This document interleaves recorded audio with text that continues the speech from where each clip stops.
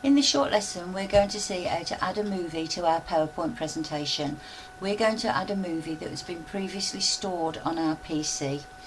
So first of all, we need to insert a new slide to add the movie to. So from the Home tab, we select the drop down arrow under New Slide, and we're going to select a blank slide so it's got a large area for our movie to play. Once we've got the blank slide inserted, we go to the Insert tab, and then you'll get the Media Clips section come up on the Insert tab. So click the drop down arrow under Movie and select Movie from File so that it will bring us to our Browse a dialog box. It automatically will go to your videos, but if you've got your video stored somewhere else on your PC, then you just browse for it in the usual way. We're going to insert the doctor's video. It's an AVA file, so that's a video file. So we simply click on it and click OK. Give it a few seconds for the video to load. It's a large file, so it will just take a few seconds. And then you will get the how do you want your movie to start dialog box.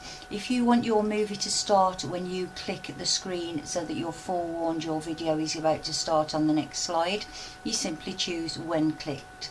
We're going to have our movie start automatically when it gets to that slide and the PowerPoint show. So we click automatically. The video will just show us a blank screen in this view.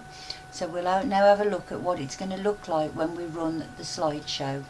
So we'll go to slideshow, we'll run it from the beginning,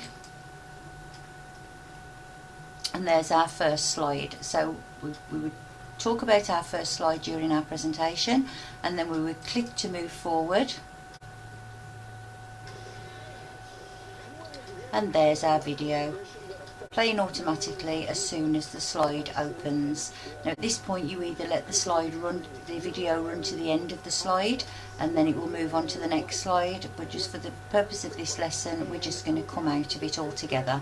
So I'm simply going to press my escape key on my keyboard to close the video, and then I'm going to press escape again to return back to the presentation.